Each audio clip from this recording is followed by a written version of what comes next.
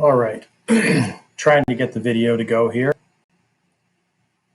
I'll be on as quickly as I can. Let's see. What am I missing?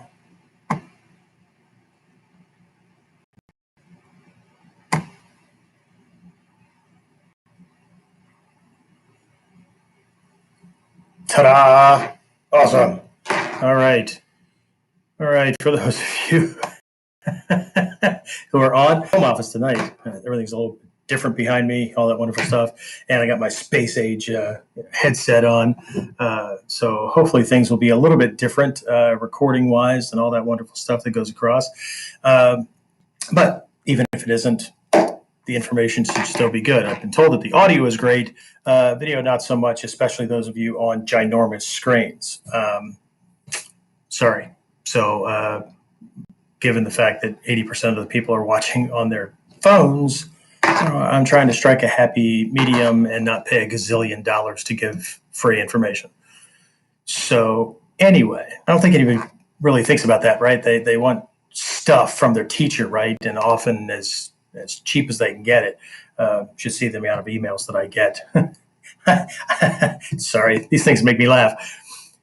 A couple weeks ago, a month or two ago, something like that. I don't know. There's all kind of bleeding together.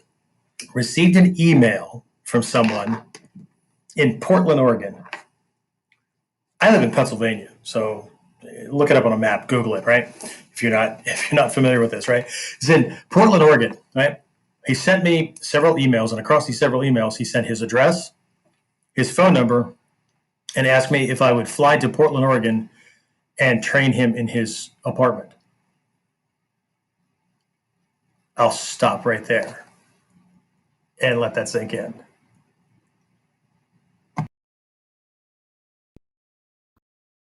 So, the big question is this: how are self-defense and success-minded people like us, concerned citizens worried about protecting ourselves, our loved ones, and the things we care about from the monsters we know exist in the world?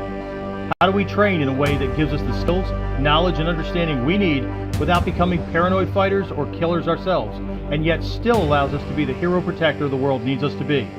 That's the question, and this podcast will give you the answers. My name is Jeffrey Miller, and welcome to KUDEN Radio, real training for real people in a real world. Okay, now that we got all that cool, shameless plug for what we're doing out and on things. So, I did not respond to the email. I responded to some other ones where he was asking, asking for a couple of questions and things like that. And we got on the phone and discussed some things. And I even sent him a complimentary lesson or 15 to check it out. And then I'd follow up, afterwards once he was ready. He just needed to let me know. So apparently he isn't ready, or only wanted free stuff. So anyway, I didn't have the heart to tell him it was going to cost him between $5,000 and $10,000 for me to come out there and train him for 2 or 3 days. Okay, I know that's a lot of money. That's a lot of money, Sensei. Why would you do that? Right? You're supposed to be compassionate. I am. I have a family to feed. I spent, the last time I did the math on this was coming close to $250,000 over the last 40 some years for my own training.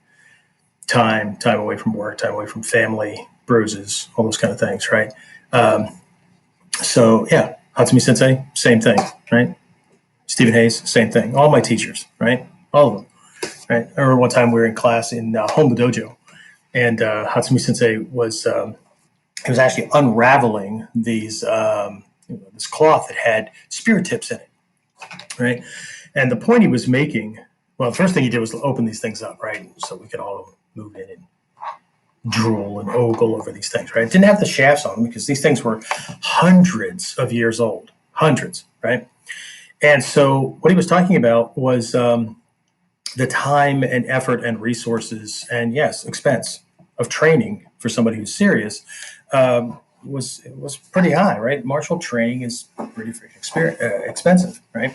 And what he was talking about was how, months before, he discovered these scrolls of a now defunct lineage in basically what we would call a used bookstore in Japan, and was studying these things, right? And he hit a point where he couldn't go any farther with reading, or even if he'd had video, right? It could only go so far. So the next step was actual experience. Well, how do you do that? Well, he found, I think it was 3 or 4 of these spear tips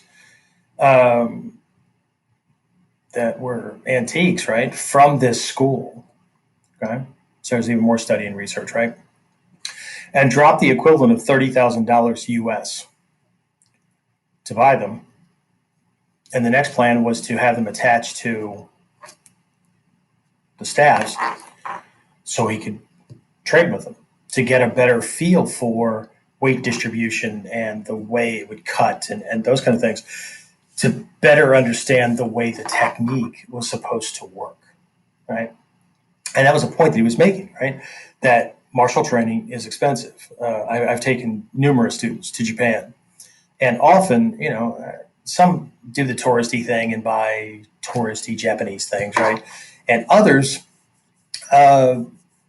because I take them to other martial arts schools as well. There's a really cool one in Kyoto, right near the Heian Shrine. It's I don't know, 3-4 blocks maybe. It's down the street from it, around the corner. And if you didn't know what you were looking at, it would be easy to miss because it just looks like a small temple, right?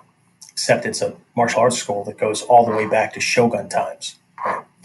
So I take students there, and I take them to some Japanese martial arts supply stores, and very quickly they realize how many hundreds of dollars. Let's say that it was a Kudo class that I took them to, right? One for archery, right?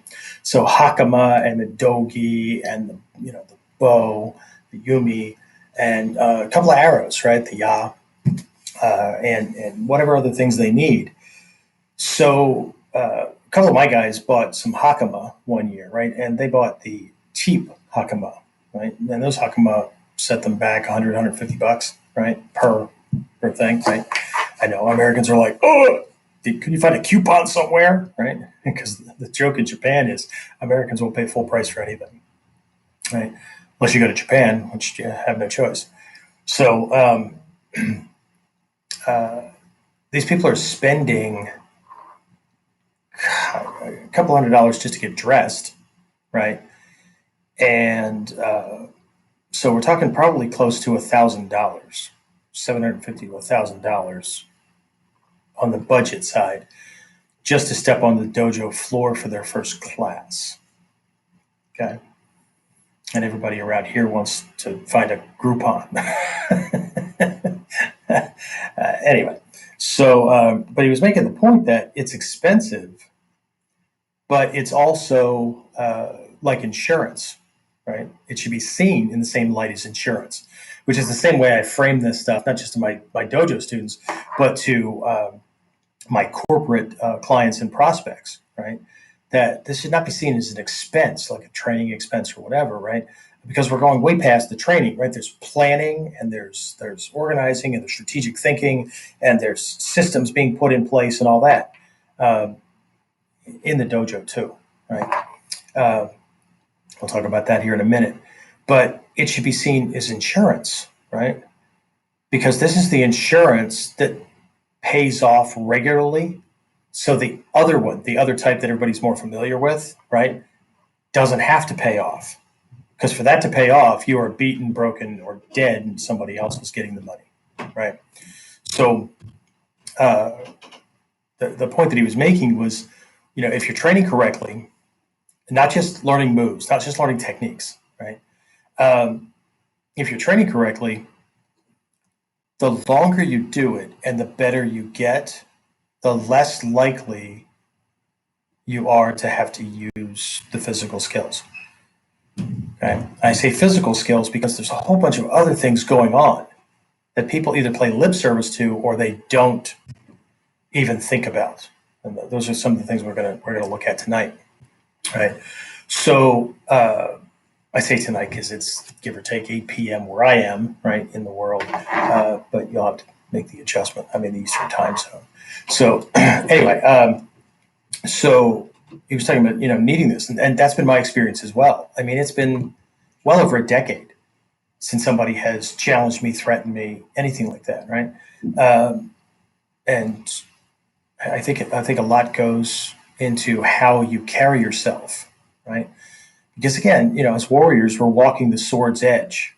And what that means is, yes, if you screw up during a training or if you do it wrong, Miyagi Sensei would have said, you walk in the middle of the road, right? If you walk the left side and don't ever do martial arts, safe. Walk on the right side, do it, and you're all in, safe.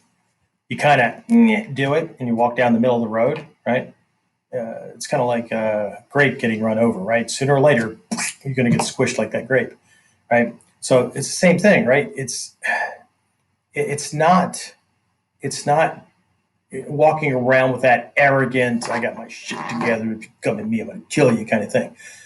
Because anybody that knows, that's actually been in the world and been around violent people, know that chip on your shoulder, I'm the guy or girl kind of attitude, it's like a shit magnet to other people that think that they're the guy or the girl, right?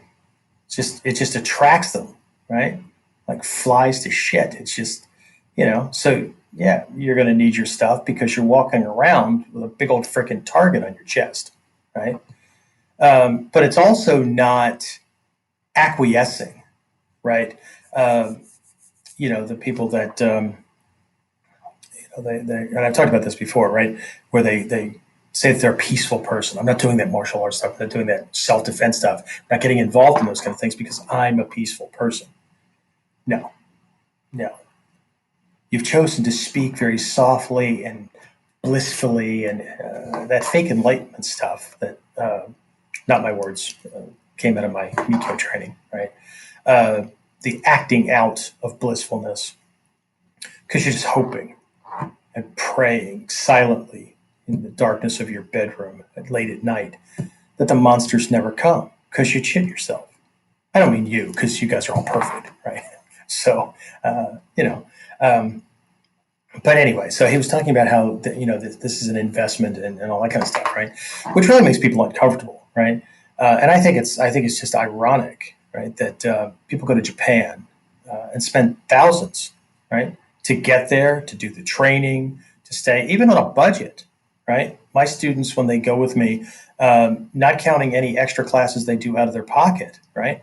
Airfare, hotel, traveling around. Now, we do get a JR pass to make traveling to some other historical sites a little bit easier and all that, right? Plus the extra couple $100 for train that's not covered by the JR passes. Class fees at the dojo, right, range between U.S. if the yen dollar or the yen penny is 1-to-1, right? Then 100 yen would be 100 cents or $1 is costing people, give or take, $2,800 to $3,000. Okay, I spend way more than that because I do way more training, and I'm there for other reasons, right? So, but they drop all this money, and some people are there 2-3 times a year, and then they go back, and they either give the students the training for free or like way low budget rates, lower than what maybe other martial arts schools are teaching for. Or here's a better context, right? Because we're doing private training, right? And it doesn't have to be one-on-one, right? But if you think about what it would cost to have a lesson at a country club with a tennis pro or a golf pro, right? I live in a semi-rural area, and people are paying $30 to $50 for half an hour for a session, right? So, okay, great. Not saying that we need to be charging that, but that's what's charging in Japan, right? $25 to $35 an hour US. Again, when it's a 1-to-1 split. There was one year that I opted to not go because what would have normally been a $35 class with Hatsumi Sensei that year was in the range of $60. The dollar tanked big time. But anyway, but they're just like giving it away. And I remember when I was doing this, right? When I first started out and I had a training group and my teachers told me I needed bodies to work with. So start a training group, right? Okay. Well, my first thing was, well, I'm not a black belt. How can I teach? And they were like, you know more than the people you'd be teaching, right? When it comes to this stuff. Yes. Okay. Well, you got to charge them something. Okay. Well, I don't feel right charging them something. I had this stigma about the whole money thing. Well, we don't live in ancient Japan, so nobody's coming to the dojo and working for a year doing menial labor, cleaning the floors in the dojo and all that, hoping that at some point they prove themselves to me and they're not just idly curious. And so then I'll start teaching them. But there's that trade-off, right? The student works, brings money, food, and all that kind of stuff to the dojo, so the teacher doesn't have to. Well, Western students don't like doing that, so they want to come and do their training and go. Anyway, so one of my teachers, very very early on, right, said, well, you got to charge them something, right?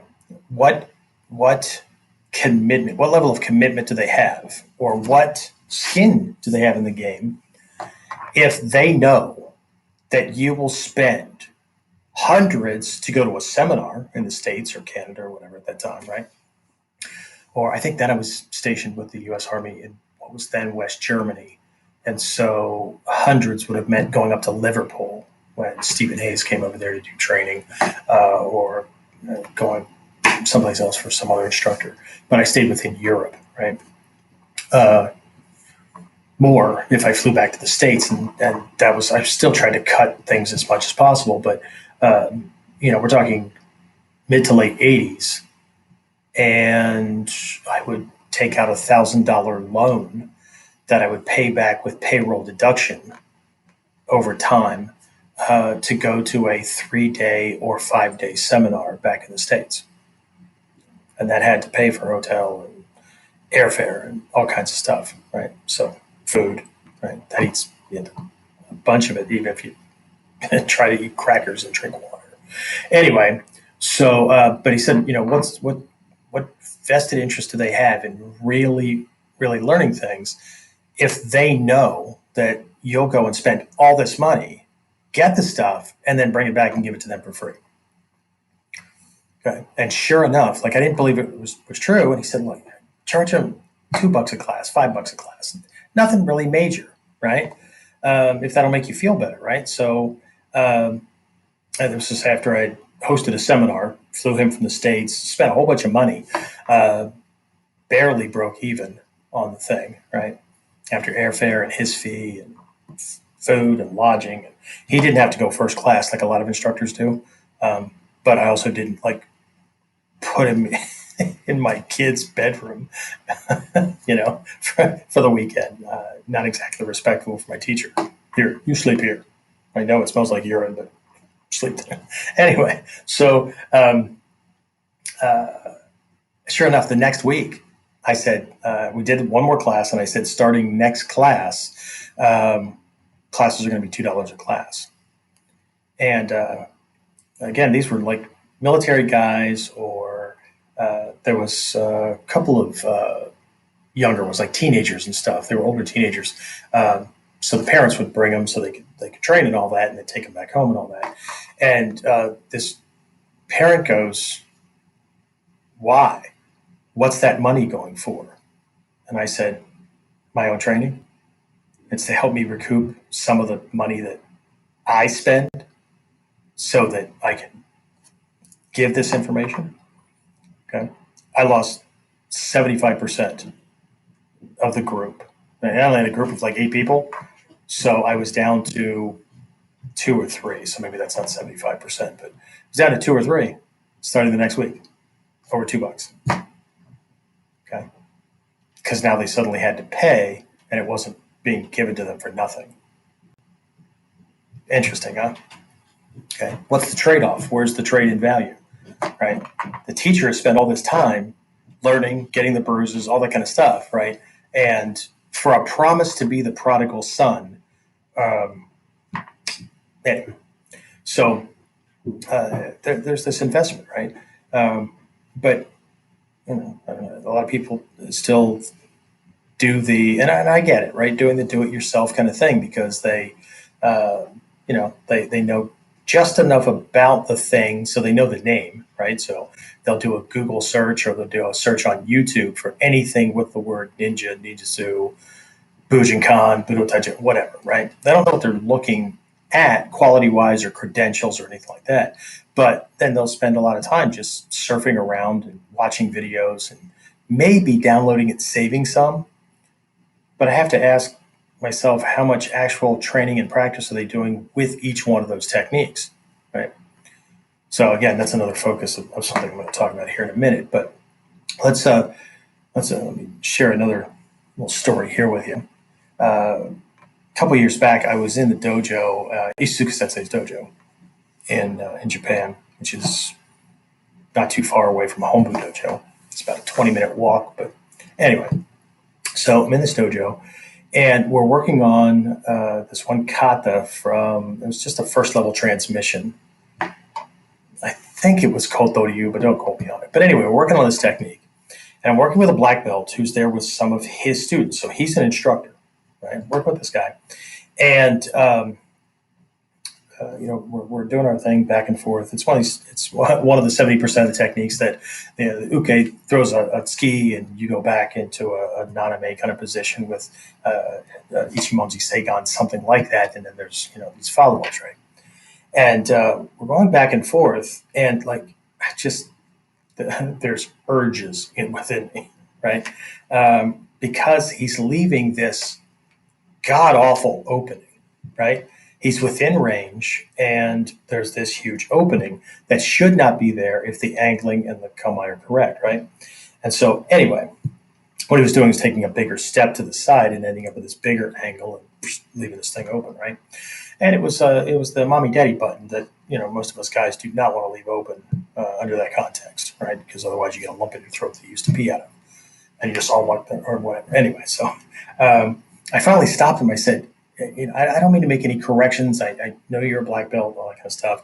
It's not about that, but I just need to know that I just need you to know that every time you go back into kamae, like I want to kick you in the groin.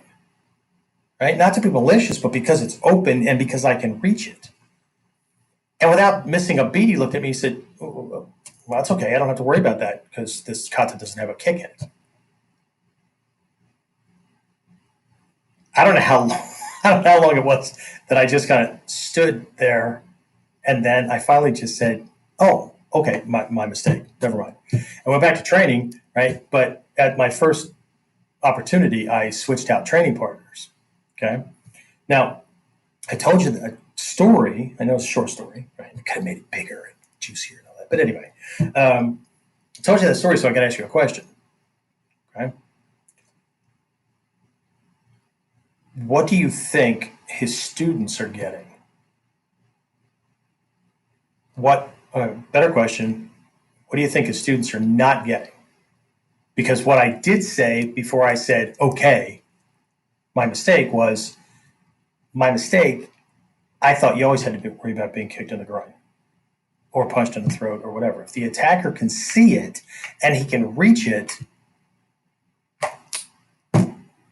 if somebody shifted out of the way and blocked you or covered your arms or whatever, and his groin was right there and it was an easy shot, wouldn't you take it? Okay. I would. It's right there, right? But to turn around and say, I don't have to worry about a kick during this kata because there's not a kick in it or a kick defense in it, completely eliminates or sidesteps or it's just ignorance, right? In a real situation, we're training to be ready for real situations. When we're learning a new technique, even if we know a bunch of stuff, right? And God help you, if you know a lot, then you should look like you know a lot, right? This kata could be new, brand new, right? So it might take me 3 to 5 repetitions. That was the limitation that the Gato Sensei put on things, right? It shouldn't take you more than His thing was that it shouldn't take you more than 2 or 3 times to know boom, boom, boom. And then you can start exploring the why, right? What kind of control does this give you? All those kind of things, right? But when you get a new technique and you're working on a new kata, that's hidden shit on everything else that you've learned. All the other principles and concepts like timing, distancing, angling, and whatnot, right? One school may do it a little bit differently and may have a different angle, may have a different timing, may have a different whatever, right? But I've yet to see one from any of the schools that leave stuff open. And the ones that do look like they left something open, like shifting 90 degrees, like a Kukishinden kind of thing, where you shift 90 degrees, right? And it looks like your groin is lined up with his other leg, and somebody might say, well, yeah, but can he kick you? And I look at my partner, and they go, no, I'm off balance. I can't move a foot. Okay? It's not like I can't move a foot without falling down. My body's in a position that I have to do something to fix the body before I can move my legs. So if you're doing things correctly, even when it looks like there's an opening, there isn't. There was an opening, right? So weight distribution, hips over feet, those kind of things, to where you can move at least one leg in one move without moving your torso first, right? So that somebody can't catch you with a quick sweep or whatever, right? If that's not happening, then, and I learned this as a white belt, then you're kamaizing. It's shit. It's wrong, right? So if you can't step or kick with one leg without shifting or moving your torso or whatever first, or moving your weight more, whatever, right? Getting ready to get around to chambering for, right? It's just bad math, right?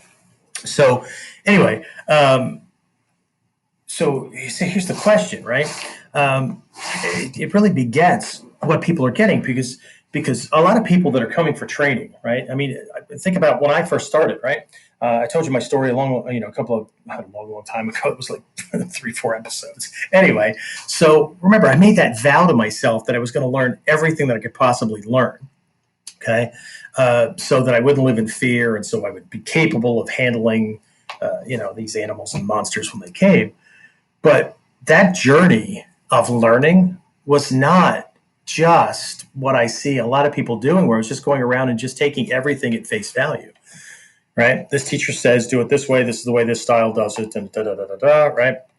I had been beaten and battered and kicked, and and then add in law enforcement, and almost shot with my own gun, and knives and clubs and all kinds of crap, right?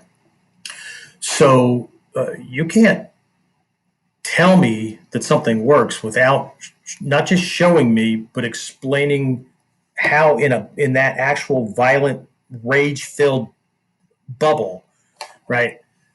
Me with gross motor skills because of the adrenal response, right? Impaired faculties, right? It's a whole different mental state and all that. How certain things are going to work when they're shit, right? I remember one time, well, more than one time, Hatsumi Sensei, and those of you who've been around for a while and you've trained in Japan, or even gone to taikais and things like that, right? You know that one of the things that Hatsumi Sensei would always do was have somebody come out and demonstrate, right? And then he'd have, they demonstrate a technique, right? He wouldn't tell them what to demonstrate. He just said, teach, right? So they come out, they do something, and then, he'd say, okay, play, right? So we'd go practice that thing that the person did, right? And, a lot of us, if we saw shit, we'd go, okay, let's go try this out, right? So what most of us would do was fix errors and things like that. But here was this cool little thing that would happen that I don't know how many people actually noticed, right? Very quickly, we learned that Hatsumi Sensei was teaching through these other people's demonstrations. Okay, and a couple of times he actually verbalized it. But here's what would happen, right? If you watch any of the old videos of Taikai or classes or whatever, right, you'll see this. You can watch for it and you'll see it, right? If the technique is good, we could be practicing that technique for 20 to 45 minutes or longer, right? Hatsumi Sensei would just do variation upon variation, or point out you could do this thing, or that was good, and whatever, right? Or this will make it better, that kind of thing, right? If it was a good technique, and even the master teachers would do it too. They got to Sensei, whatever, right? Just play off of it, right? It's good. It's a work. This is a good thing, right? Boom, right? Just play off of it. The other thing we learned is if you were called out to do a demonstration, you were going to be the uke for all of these things. So, but anyway, right? It would that lesson would go on for a long time, right? And other times somebody would demonstrate and we'd go off, and then he'd call us back, and he'd call somebody else out to teach. That's a shit technique, right? Okay. And every once in a while, he would explain it. He would say, the people that were seniors and had skill, right? He said, if you actually have the skill you're supposed to have, when I call someone out to demonstrate, you should know the difference between a good technique and a technique that will get you killed, or a demonstration of something that will get you killed. If you don't, then I don't care what your rank is. You're not there. Okay. And a lot of people are still stuck in infant kind of thing that they're just echoing back. Like my little grandson, right? He turns 2 next month, but he's talking and everything, but he's hit that phase that everybody has to kind of watch what they're saying, right? Because as soon as you say it, he's developed a linguistic ability to parrot it back, or at least the best that he can, right? But he just echoes it back, right? But there's a lot of people in martial arts and self-defense programs that are doing the exact same thing, right? If that's what's shown, there's an automatic assumption that this person knows what they're talking about, so they just do it, right? And they just take it as gospel, right? But one of the lessons that some sensei, tried to make clear, especially with the upper level people. I remember when I took my test for KUDEN, right, my 5th dan test, right.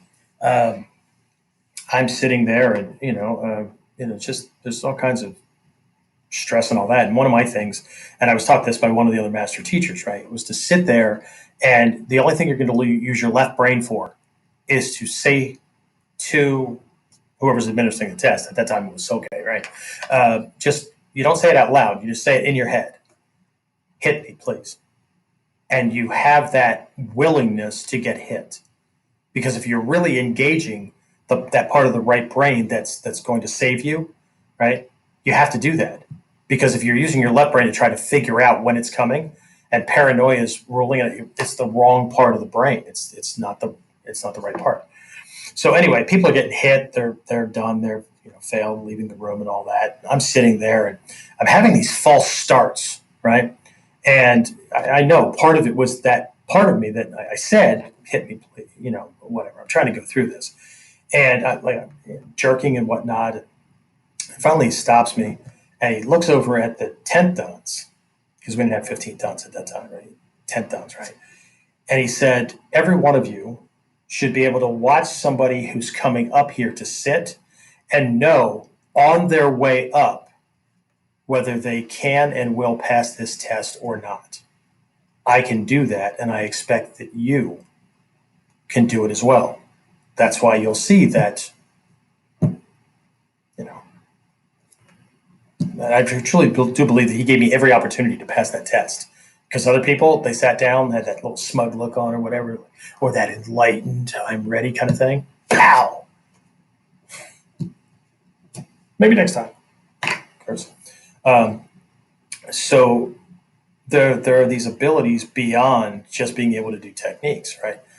Can you look at what somebody else is doing, including in another martial art? Can you get out of your own freaking egocentric, megalomaniac kind of mindset that says, whatever I'm doing is perfect? Even if you encountered whatever you're doing by accident and decided to do it, suddenly ego's like, of course, if it wasn't the perfect thing, if it wasn't right, I wouldn't be doing it. Doesn't use those words, but it's that feeling, right? That's why we knock other martial arts. We'll knock other martial arts. Any of these people, somebody who's untrained can pop you. Okay? That usually becomes because you're overconfident and smug and you believe that what you're doing is best and nobody can get on you. Right? But there's no best, right? At best, Ninjutsu gives you more options and doesn't limit you to a stylized, okay? And if you think it does, then you're confused. Okay. Anyway, so, but anyway, there's this thing, right? So I have to ask myself, what else is this student or is this teacher not giving their students? What else are these students not getting? Right. And see, I had encountered this along my journey, because remember, I made that vow, right? And then I set out to learn all this stuff. And I one of the first things that I had to figure out was this stuff in line with what I knew to be true about violent situations?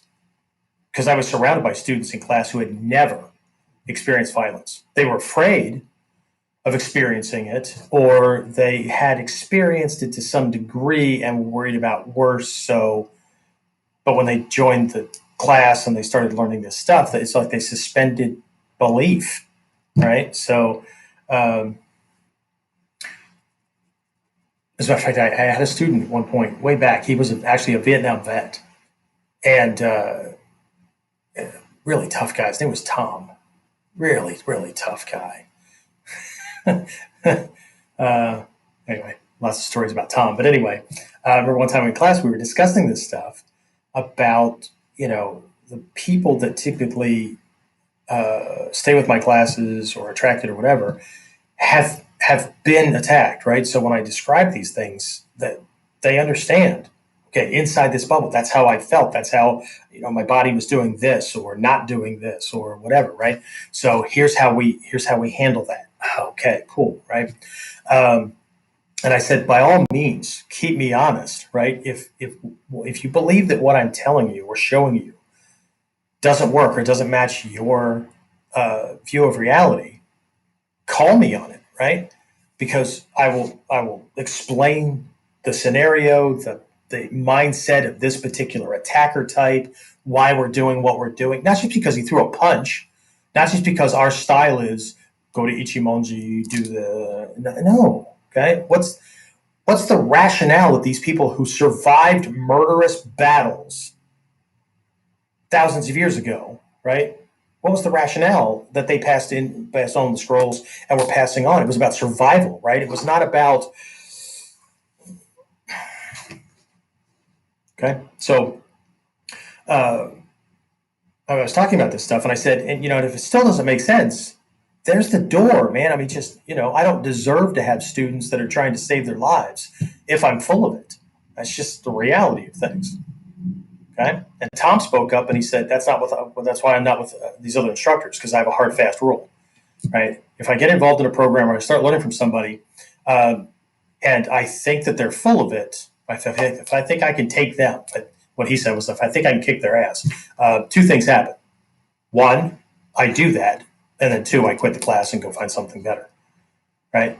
And so I looked over with a smile on my face and I said, I'm not sure where that puts me. And he said, I haven't gone anywhere yet. And I said, and yet's the operative word. So anyway, right. So, but there was a lot of these things that happened. So, and one of the conflicts that I encountered in learning this stuff, right, was in the approach. Okay. Again, you know how I like to break things into threes and stuff. So I'll talk about three here quickly. But remember, I terrorized as a child, right? Beaten up, even into high school, right? And then I became a cop. So I get to see all the other types of violence and violent people and shit that human beings would do to each other, right? Including ones who loved each other. Or at least said they did. And so I had, I had this thing, right? And so anyway, so what I started to see is that there were like three. Again, these are the big kind of things, right? Three of these big dominoes, right? The one big domino is clarity, and either have the experience. If you have the experience of dealing with violence, win or lose, because I've had students that were stabbed and left for dead and were training with me because they know what it was like inside that bubble. Either have that or be training with somebody who has that, right? that's the one that'll take care of all these things I talk about, right? But there were basically um, three false approaches, three crappy kind of things, right? That are being shoved down or nicely spoon fed into students. That if you are self defense minded, if you are survival minded, you have to be careful of, right? So there's a modern online version of each of these things. But what I dealt with when I was going through it, right? Sorry, the internet was what, a 1980. I mean, it was in universities in the 70s something, right? But it's very close to what we now would call an intranet, right? But the World Wide Web popped out into existence in like the early to mid 80s, I think, right? To where it went commercial, right? Because I mean, when you went on in the early days through AOL, and for those of you who are old enough to remember that, right? Most of your searches turned up like university papers and stuff like that. It was not commercial like it is today. But anyway, right, so I went through, training group or school or whatever. So meeting these people like face to face. So at least you could tell them they were screwed, or they were going to kill somebody face to face, and they didn't get to hide behind a web page or a podcast or whatever. So anyway, I laugh at this stuff, but there's nothing else to do but laugh. I mean, if I get pissed off about it, then it would just consume me and waste time, right? I don't have time to deal with people like that. I know how to spot it, and so that's one of my teachers, Shoshi Malmstrom, used to say that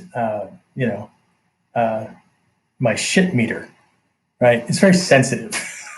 Right. So anyway, so there's three of these, right? So one, they're in no particular order, right? One of these is we'll call it the vehicle, right? So it's the style, right? So somebody's taking an ancient traditional style, okay, yuha, whatever you want to call it, right? That work, whether it works or not, right? And they're presenting it in a way that pretty much confines it to the fact that we should all be acting like we live in ancient Japan or China or Korea or whatever, right? And nothing gets changed. Okay, so then they're going to say, okay, we're only going to do it this way, right? And so this is how you're going to protect yourself in today's world. Except that's not what happens, right? When I was in dojo and dojang and things like that, that did that, right? What I saw, and maybe you can relate to this, what I saw was like, it felt like I was doing three different styles or systems or whatever in the same place, but it all had the same name, right? So we had kata, which typically was solo, right? So we had these kata, right? That were these classical things that got passed along, right? And then we had the self-defense portion of class, which was typically like somebody grabbed you or, whatever, right? You did these things. And that didn't look anything like the classical stuff that was passed down. And then we had sparring that didn't look anything like the kata or the self-defense stuff. Well, that was confusing. Because if the kata is the magical stuff that was passed down, why is that not the self-defense stuff, right? In this system, at least my approach to it, and my teachers, whether they were Japanese or Western, approach to this was, if you learn something, okay, how do you do that against a jab? How do you do that against a right cross? How do you do it? Of course, you have to learn it first. You learn the model first, but then how do you do that against? Hopefully, that little glitch and frozen on my screen didn't come across from you. But how do you apply that against the 21st century, in my case, Western fighter? But if you're one of my guys in India or Pakistan or Macau or whatever, right? Whatever your local fighters are like, right? How do you apply those things that way, right? And you can. You just have to understand that the principles and concepts rule the day so that you don't rue the day, right? Because that's how the techniques are built, right? The physical form And this goes back for those of you that study Mikyo with me, right? With this one teaching called the Heart Sutra, right? It has nothing to do with this, right? Heart means core, essential nature, right? And what it points to is that anything physical, right? I don't care if it's my laptop that I'm looking at, or this lamp, or the chair I'm sitting on, my body, or whatever, right? Is comprised of what we would call the formless. It was only called formless way back in the day because these things are so tiny that your eyes and sensory things can't perceive them, right? So the form is the kata. The form is what things look like, but it's not what they are. Okay, these things are built from principles and concepts, invisible skills, soft skills, their strategic thinking, assessment, timing, distancing, angling, kazoosh, balance breaking, mine and his, right? All these kind of things, right? That are being taught by this form, as long as we're paying attention to more than just where did he step with his foot, or the fact that he stepped with his right foot, struck with his left hand, that kind of thing, right? And of course, those things are important in the beginning, right? Because here's this form that's going to be the structure for the lesson for a bit, right? Before we start breaking the form, and then before we transition beyond the form, right? It's the Shuhari model.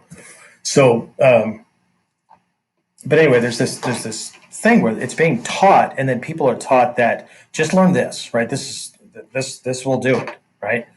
Except that they never or almost never train using the same things against somebody throwing more realistic, modern techniques. And when they do, then the form just all falls apart. Everything just goes to hell in a handbasket, right? And that's why during sparring, people that are good at that, you'll see that of all the strikes, of all the punches they've learned in their system, they've got one or two favorites. Of all the kicks they've learned, they got one or two favorites, right? Same thing with grabs or takedowns or whatever, right?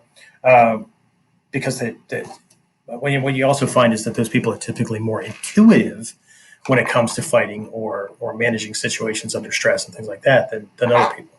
So, but anyway, but there's this thing, right, where you have this, again, a canned program kind of thing, right?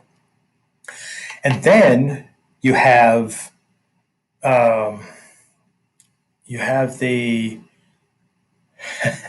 I'm going to call it this is kind of an external approach, but it's the instructors that just throw out a boatload of techniques, right?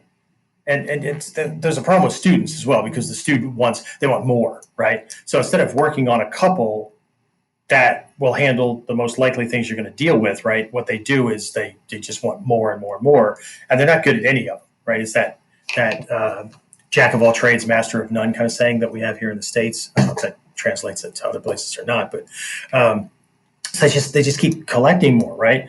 So, online, you have people that are teaching something and saying that it's for self-defense, but everything is very rigid and it's stylized. Here are your lessons, right? So, great. When are we getting to self-defense for me in the 21st century in northeastern United States, where people attack this way? Okay. Don't know, right? And the other guy, right? And I know this, right, because during some research that I just did to put together this program that I'm re-releasing, right, this Foundations of Ninja Self-Defense thing, which should be releasing here this weekend. There's, I researched what other people were offering, okay, and I went online and actually bought their stuff, okay. And what I typically found was bought this guy's thing, right? And then since you have that, right? And what it promised me was, I don't know, 50, 60 techniques. Wow, that's a lot, right? That's going to take me quite a while to train in, right? And then there was this upsell, right? Oh, if you really want to be safe, right? Then, get this package. And, so this first one's like $37. And then this next one is like, I don't know, 47, 67, whatever, right? This next thing, right?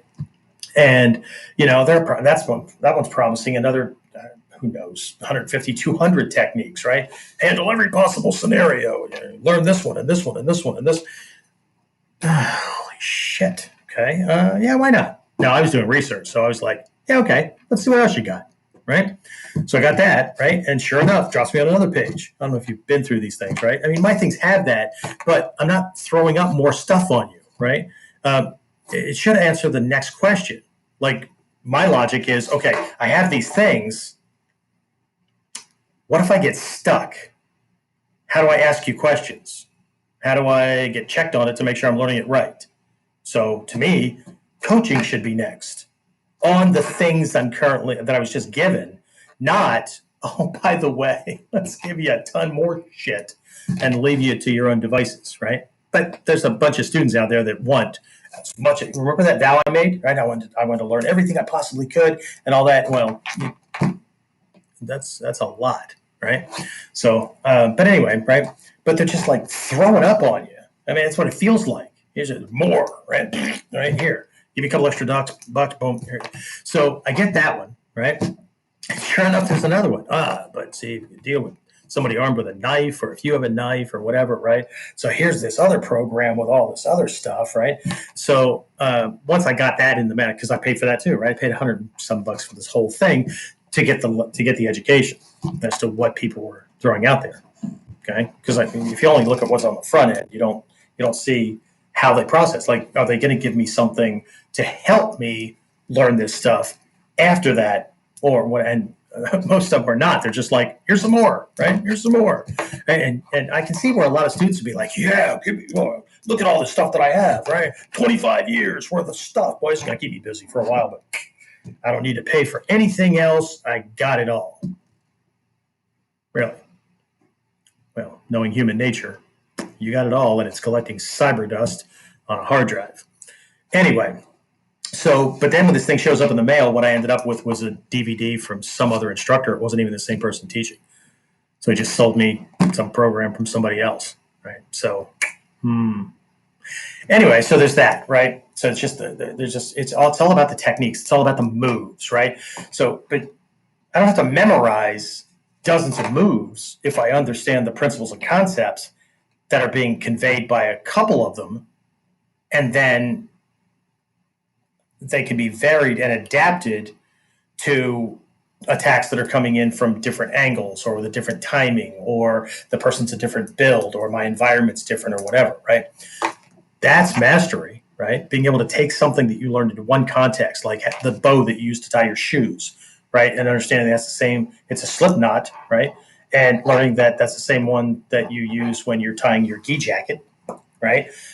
Closed, or when you're tying a bow on a present, if anybody even does that anymore, right? It's the same knot. Oh, really? And then the ones that have more that come out of it, they're just more length and more loops, right? It's understanding the nature of that particular tying method or not, and what it's supposed to do. And then you can use it outside of the context in which you learned it. Shoe tying,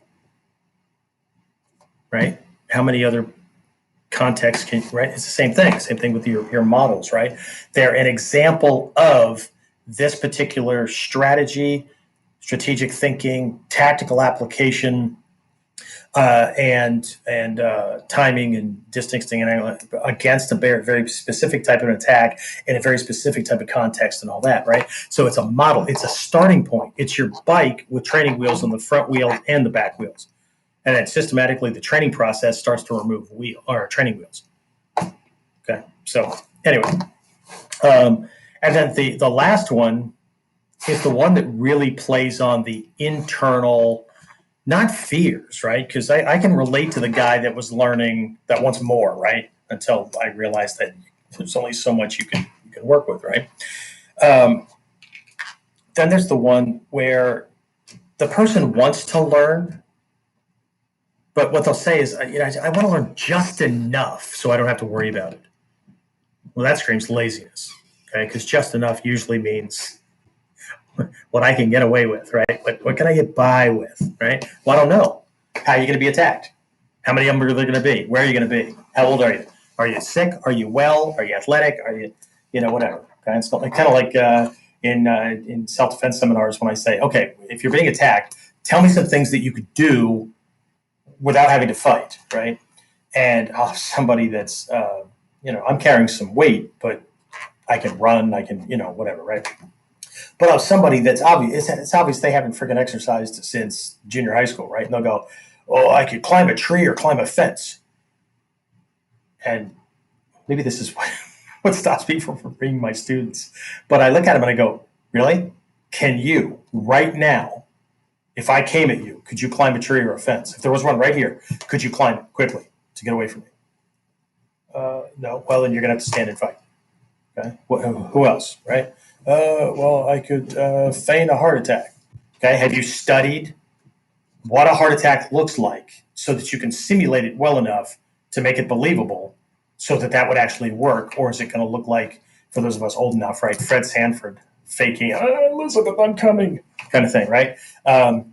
Is it just going to look fake and they're going to, just do whatever? Because there is a psychology with criminal thugs, right? They're willing to go to jail for robbing you, but they know that if you die during the commission of that crime, it's at least second-degree murder. They're not willing to go to jail for that.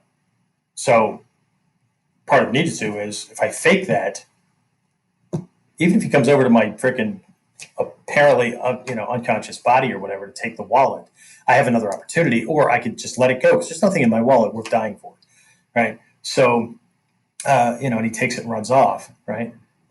That's very, very different, right? But there's a laziness factor going on, right? And the people that this thing is approaching, right? It's the same. When I was coming up through the ranks, it wasn't the online version. It was the I got a technique you can't get out of. If you just do this one move, right? It's unbeatable. Nobody can beat it, right? You win every fight. Well, maybe you've won every fight up to this point because you've only done 3 and it worked. But if you ever go up against somebody that knows it or it doesn't work against or whatever, you won't be able to ever say that again. Okay, because nothing is unbeatable. I don't care what techniques you know. Okay, nothing is unbeatable. That very thing will keep you from doing dumb shit in your training or walking around with some false sense of confidence. Okay, as Hatsumi Sensei even has an article out there circulating. Right, pride goes before the fall. But what this one does is promises one magical technique, like the online version is. Learn this one technique, and within 30 minutes, you'll be able to defeat any attacker, right? So it plays on the lazy, right?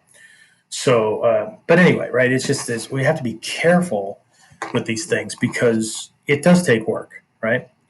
But the reality also is that there's more than just, and that's what I've been trying to get at, right? Everybody's focusing on moves, stylized moves. Let me just throw up as many moves on you as possible that you're willing to pay me for, right? So you feel like, but really, yet not going to practice 5 of them because you just felt good. You scratched your itch because I have it, and now whenever I've got the time, I can train, right? Really, how many martial arts self-defense or survival techniques are on video on YouTube alone, not counting Vimeo and all these other sites that people are constantly going around and watching and all that? Okay. How many do you think they practice seriously, earnestly to actually master that technique? Yeah. So paying for it makes you feel better because you invested something in it, but doesn't change the process, right? So you've got these different things going on, right? But what about protecting yourself against you? And I don't mean your ignorance, like picking the wrong teacher or not practicing. I'm not talking about that, right? I'm talking about we're all well-adjusted, productive members of society. At least I hope you are, right? So I've got a wife, I've got a family, right? I have businesses, right? And people that depend on me, and I'm doing good in the world and all that kind of stuff, right? And I have a schedule and all that, right? I mean, for anybody that knows me, right, knows that things do not hold me back or down for very long, right? Not this past December, but the December just before the COVID thing hit, right? I slipped on some ice that was a quick snap that came through, right? I mean, it was warm. And then an hour and a half later, after I was off of a conference call, I stepped out my back door and stepped right down on a very, very thin layer of ice that wasn't even supposed to be there, but the weather, the temperature had dropped that fast, and there was like this little drizzle that was going on before it, right? I mean, it dropped 15, 20 degrees. It was the oddest thing, right? Traffic accidents out the wazoo and all that. But I slipped and came down on the points of my concrete back steps and broke my back, right? Ended up in the hospital, ended up in rehab, right? And told him I'll be here a week and a half at the outside, because now if I'm broken, I'm broken, right? You and I will both know for sure during this process, but don't treat me with kid gloves. Give me rehab, because I chose an aggressive rehab place rather than a nursing home, where, because I was going to get 3 times as much rehab work daily at this place, which also meant it was going to hurt and all that as we were doing it. But I need to get back on my feet, right? I'm self-employed. If I don't work, I don't get paid. I don't have the luxury of going, I don't feel good, I'm going to take a sick day, right? My luxury ends when I look at myself in the mirror and that reflection goes, get your ass back to work. Your family's depending on you, right? So anyway, you don't have time, right? If you have a family, if you have, a job, if you're self-employed, whatever, right? So you don't really have the luxury of letting PTSD and trauma throw you off track, let alone for hours, right? But days, weeks, for some people, it's been years since a traumatic thing happened, and they're still using that as the crutch as to why they're not successful, right? But think about it, right? Just one aspect of this is my mom taught me that nice people don't hit. There's the irony, right? Right, in the martial arts. Anyway, right? Nice people don't hit, right? Good people don't hit. So you get those lessons as a child, right? And we can believe that we grew past them. It's kind of like women that show up for rape defense seminars that I do, and I ask, is there anything you need to tell me? It's okay. You're in a safe place, right? But I do need to know if you've ever actually been attacked, because I don't need things coming back, right? And most of them will just lie and say no. And then we will do something in training, and they're on the ground screaming and kicking, and then afterwards, I really thought I was over it. And so anyway, who's talking about that? Who's teaching you to be, that part of being the protector, right? Because I promise you, you will never be the same forever afterwards. Something will change, and there will be a big part of you that will resist, and there could be guilt, there could be shame, there could be all kinds of things. The moment you see the damage that you've done to another human being, or you saw the lights of consciousness, or worse, go out of their eyes. Okay. When I was in the military, as a military policeman, and I had a training group going, and one of the girls in the group, she was a 17-year-old teenager. She was the daughter of an infantry sergeant major. So this guy had not only been in the military and in the infantry, which means the frontline combat troops, right, for 20 plus years, right, but had seen combat in Korea and Vietnam. Okay, so we're talking early mid 80s. Okay, so tail into Korea, probably just clean up on that, but no, right? And so, but here's this infantry guy, right? He had studied. He and I ended up having this conversation. He had studied some form of jujitsu for 12 years, and one night came out of the dojo, went to the parking lot, was getting in his car, and he got jumped, right? And bah, bah, bah, laid this guy out. Didn't seriously damage him, but he did it. Ran back to the dojo so he could, get on the phone. And on the way back, it hit him. He suddenly had this realization of what he was physically capable of doing to another human being. Didn't want to have that skill and quit. Now that's already confusing, because in 12 years, you never gave any thought, right? Other than somebody touches me, I'll kick their ass. See, because that's ego, right? That's not you at the core. right? That's this intellectual justification of the tough guy veneer, tough girl veneer. But 12 years, you never gave that any thought.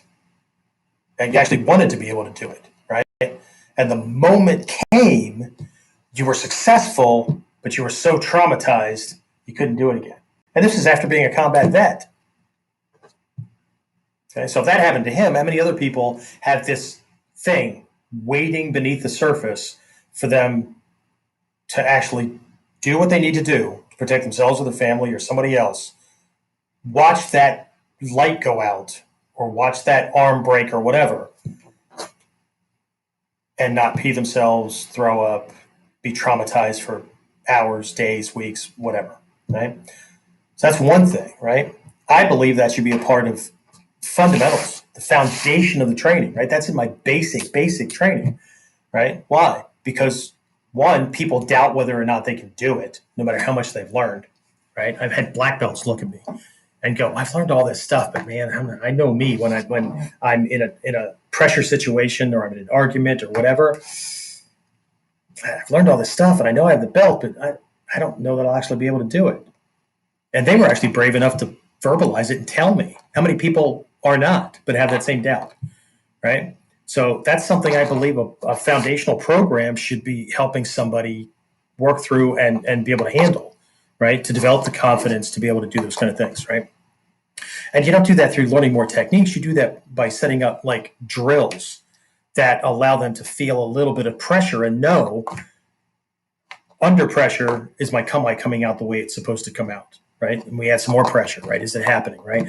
What's my thinking and processes happening? Everything freezing up and locking. So I have to do it. So the experience allows me to get through that freeze part of fight, flight, or freeze, right? Until I'm actually able to do this stuff. But it has to be pressure tested safely in the beginning, but it has to be pressure tested, right? So there's that.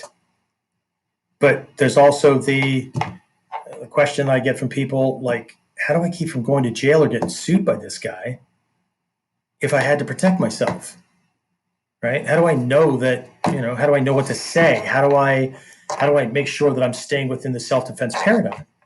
Because if you look at a lot of these martial arts systems or self-defense systems, right, it's all about ground and pound, right? The focus is on winning. Damn it, he touched me, he offended me, he attacked me or whatever. Bow. No thought given whatsoever to the amount of video cameras that'll be on them, collecting evidence, and right, listening to what the words coming out of their mouth during the attack, after the attack, whatever, right? So one of the questions is, how do I stay out of jail? How do I protect myself after the fact, right? That needs to be a part of the basics. That needs to be part of the foundational part of training, not more techniques. That is a technique.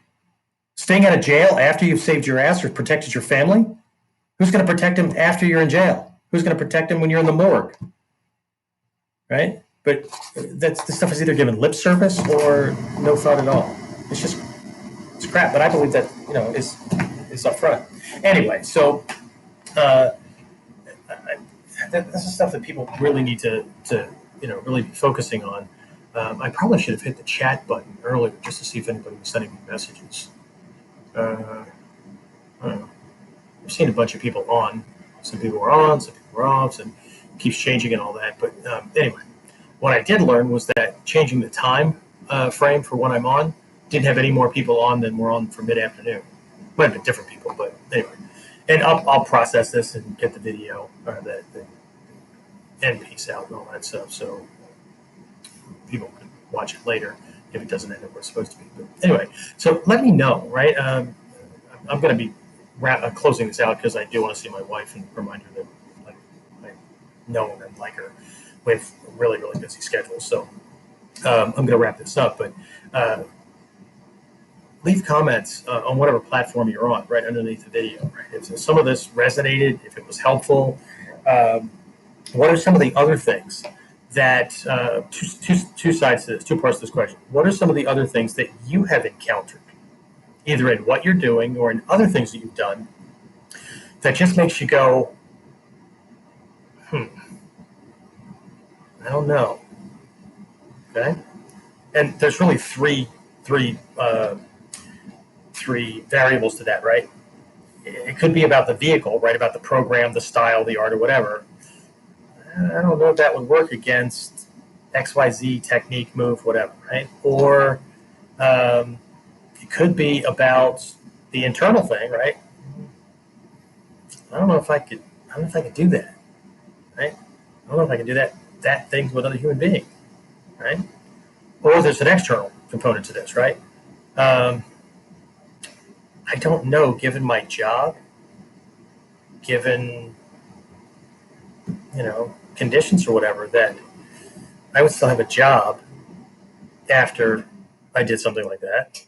I don't know that I would still have family that loved me or were not now terrified of me if I did something like that or whatever, right? So what are these, what are the things that kind of make you go, I don't know, right? Or things that you think are missing, right? That are missing, that really needs, there needs to be more. Oh, thanks. And somebody say, happy to see you back. Awesome. So glad to be back.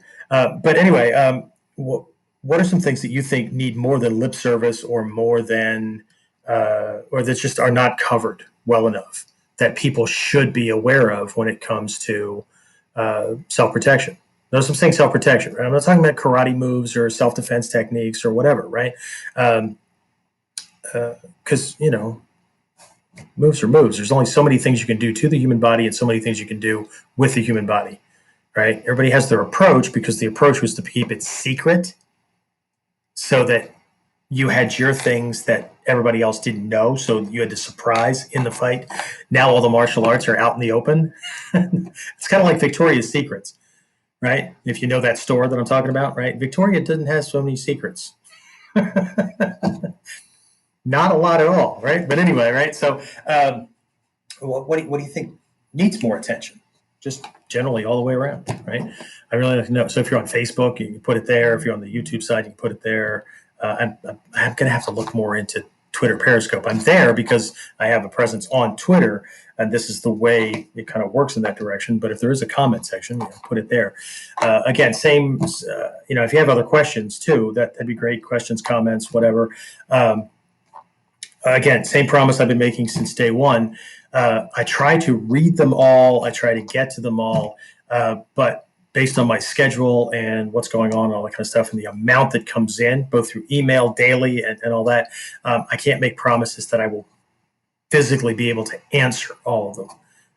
Maybe hit the like button or a smiley face or good observation. I try to at least do things like that, but I can't make that guarantee just because I've got so much going on between this, my online training students, the academy, and my consulting stuff, and then try to still be dad and father and all that. So hope you understand. So anyway, that's it. Episode 72 in the can, right, as they say. So I'm going to go ahead and wrap this up, and let me just prep here for wrapping it up. So if you have any questions, if you have topics that you think that you'd like for me to cover, those kind of things. And that's the other thing too, with questions and comments. If something is really stands out, really resonates as something that I think needs some extra time and all that, right? I mean, obviously, if it stands out that deeply, I'll definitely try to get you something back, at least as an expedient to help you out. But if it's something that I think needs to go into much more deeply, I'll make it a topic for one of the episodes. So no worries. So by all means, follow along. The episodes and the past episodes and all that, right? So we're over on modernninjawarrior.com, right? Modern Ninja Warrior, all one string.com /KUDEN-podcast-episodes, right? The first 68 are there, right? We're also on iTunes, TuneIn, Stitcher Radio, Google Play, and I just searched the other day, and there's way too many for me to remember, right? We're on a whole bunch of podcast platforms. So you can follow us there. The new episodes we haven't gotten uploaded yet, right? So that's going to be coming here in the next week or so to get these new things up in those directions. But I have been sending out the links. So hopefully you're on the email addresses or the email things and all that, or on Facebook, Online Ninja Training. There's a KUDEN podcast group. You can follow me, right? Jeffrey Miller. I think I'm Jeffrey M. Miller, something like that. Might even be Jeffrey M. Miller 2, for all I know, because Miller is a common name. Yeah. So anyway, right. So stay in touch, right? And we'll enjoy this ride together. All right. So again, like I said, over the weekend here, at some point, no later than Monday, I should be releasing the Foundations of Ninja Self-Defense 2.0, 3.0, whatever the heck it is, right? But it's this new thing. It's the core program is the core program. I mean, it's the stuff that I really do believe technique-wise that people need, right? But there's this other stuff, right? How to stay out of jail, all those kind of things, right? That I think people absolutely need. And the mature, honest, self-defense, survival-oriented person that's not just looking to be king shit with a belt or, trophies or whatever, right? That really understands that you're protecting yourself and there's repercussions that go beyond that actual moment where somebody threw a punch at you or try to stab you or whatever, right? That's who I'm making programs for, right? I mean, if you just want to fight, you can learn that from anybody, right? So anyway, all right, so that's it. Let's just wrap this up and make it official. Get more of KUDEN Radio. Subscribe through your favorite podcasting site or subscribe at modernninjawarrior.com.